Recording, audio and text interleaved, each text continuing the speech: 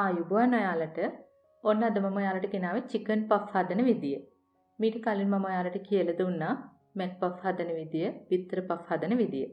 දැන් අද කියලා දෙන චිකන් පෆ් මේකේ විශේෂත්වය තමයි අපි බටර්, මාගරින්, පෆ් පේස්ට්‍රි මොනවත්ම පාවිච්චි කරන්නේ නැහැ. සාමාන්‍යයෙන් තෙල්, ඒ වගේම පාන් පිටි එකතු කරලා තමයි මිශ්‍රණය හදාගන්නේ. ඉතින් අපි දැන් බලමු කොහොමද හදන්නේ, මොනවද අපිට ඕන කරන්නේ කියලා. ඕන කරන දේවල් වල ලිස්ට් එක ඩිස්ක්‍රිප්ෂන් බොක්ස් එකේ තියෙනවා. දැන් මුලින්ම ඩෝ එක හදාගන්න අපිට ඕන කරනවා පාන් පිටි කෝප්ප දෙකක්, ඒ කියන්නේ ග්‍රෑම් 260ක්. ඒකටම මම එකතු කරනවා ලුණු තේ හැඳි එකක්, තෙල් මේස හැඳි දෙකක්. දැන් අපි මුලින්ම කරන්නේ ඒ ටික චුට්ටක් කවලම් කරගන්නවා. ඊළඟට වතුර චුට්ට චුට්ට දාලා අපි ගන්න ඩෝ එකක් අනා ගන්න ඕන.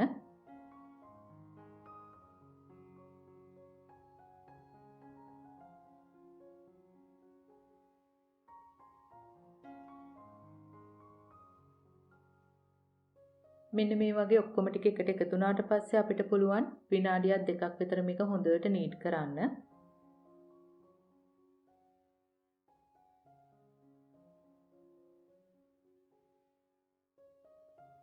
මෙන්න මේ වගේ ඝන ඩෝ එකක් තමයි හදාගන්න ඕන. ඔයාලා ඩෝ එකට වතුර වැඩි කරගත්තොත් අපිට මේ පෆ් එක හදාගන්න අමාරු වෙනවා. දැන් අපිට පුළුවන් මේක කවර් කරලා කරි එක හදනතුරු පැත්තකින් තියලා තියන්න.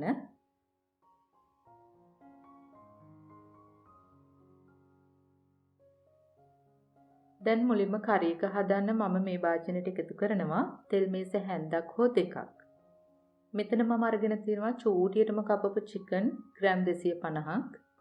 ඒකටම එකතු කරනවා සෝය සෝස් තේ හැන්දක්. ඔයාලගේ රස අනුව ලුණු කුඩු දාන්න. මිරිස් කුඩු තේ හැන්දක් විතර, චිකන් කරි කුඩු මේස හැන්දක් විතර. දැන් මේ ටික ඔක්කොම හොඳට කවලම් කරගන්න. ඊළඟට ඔයාලා කැමති නම් මේක පැය භාගයක් විතර ෆ්‍රිජ් එකේ දාලා තියන්නත් පුළුවන්. එහෙම නැත්නම් මේ වෙලාවෙදිම හදන්නත් පුළුවන්. පෑන් එකේ තෙල් ටික රත් වුණාම මම ඒකට එකතු කරනවා ඉන්සල් දෙකක්, කරාබු නැටි එකක්, කුරුඳු පුතු කෑල්ලක්, සේර ටිකක් මේ වගේ චොප් කරලා ගන්න. සුදු ලුණු බිකි දෙකක් චොප් කරලා ගන්න. කරපිංච ලොකු ඉති එකක්. ඒ ටික දැන් හොඳට සුවඳිනතුරු බෙද ගන්න.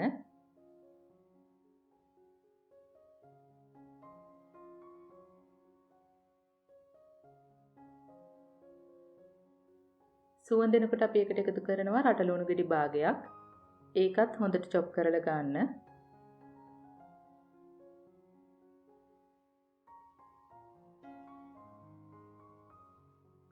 දැන් මේ ටික හොඳට රන්වන් පාට වෙනකොට අපි එකතු කරනවා ගෙදරදිම හදාගත්ත චිකන් කියුබ් එකකින් පොඩි කෑල්ලක්.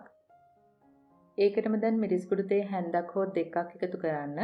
මස් කරි කුඩු මේස හැඳි දෙකක් විතර එකතු කරන්න. ඒව ඉතින් ඔයාලගේ රස අනුව අඩු වැඩි කරලා හදාගන්න පුළුවන්. දැන් ඒකටම මම එකතු කරනවා අපේ චිකන් ටික. චිකන් ටිකත් හොඳට බෙද ගන්න.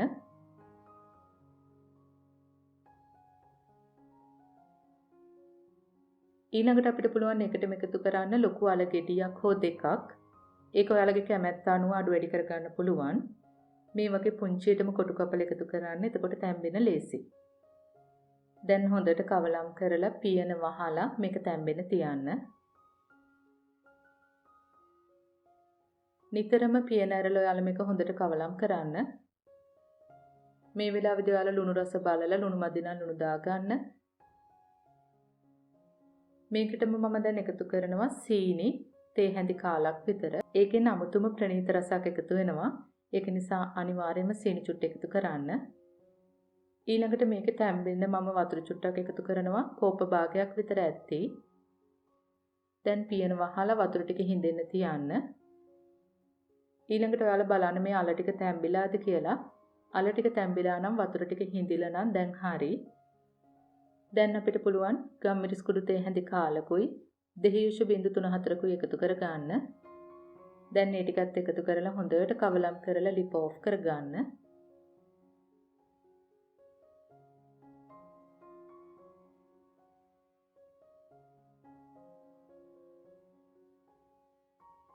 දැන් විනාඩි 10කට 15කට පස්සේ මෙන්න මේ වගේ අපේ ඩෝ එක හොඳටම මෘදු වෙලා තියෙනවා.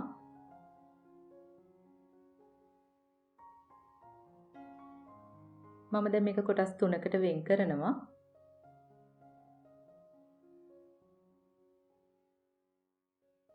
දැන් එක කොටසක් අරගෙන මේ වගේ හොඳට තුනී කරන්න. මේක දැන් ඔයාලා තුනී කරනකොට ගොඩාක්ම ඝනත් නැති තුනීත් නැති තරමට ඕන තුනී කරන්න.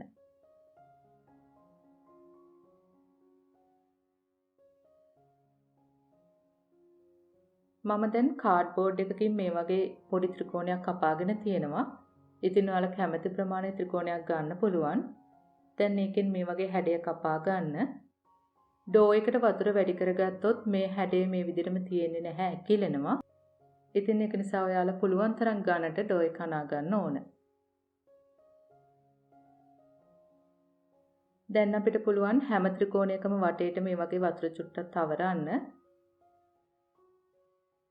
ඊළඟට අපි හදාගත්ත කරි එකෙන් ත්‍රිකෝණ දෙකක් උඩින් මේ වගේ ටික ටික තියන්න.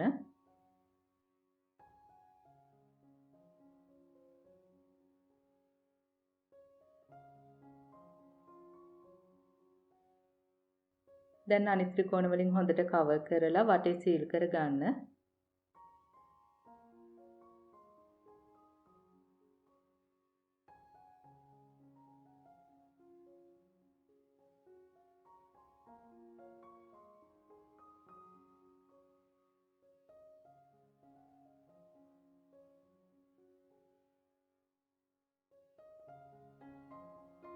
අපි දැන් මේක ගැඹුරු තෙලේ බදින නිසා මෙන්න මේ වගේ හොඳට වටේ සීල් කරගන්න.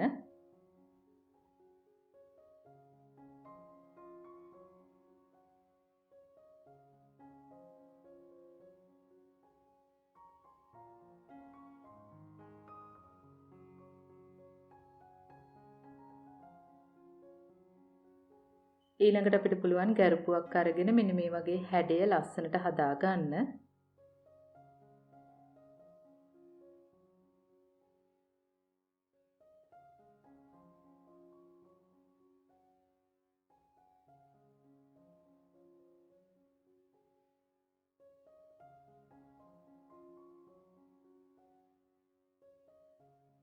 දැන් අපි මේක ගැඹුරු තෙලේ බදින්න ඕන. තෙල් ටික හොඳටම රත් වෙනකොට මේ වගේ චිකන් පෆ් දාලා බෙද ගන්න.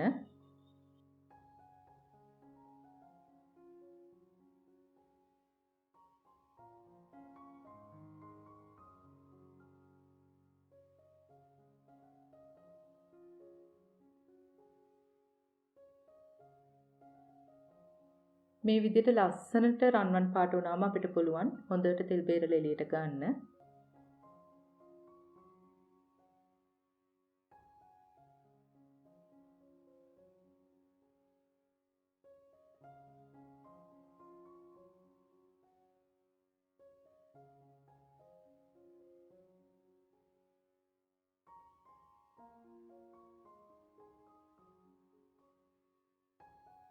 අපි දැන් එකක් කපලත් බලමු ඇතුළ කොහොමද තියෙන්නේ කියලා.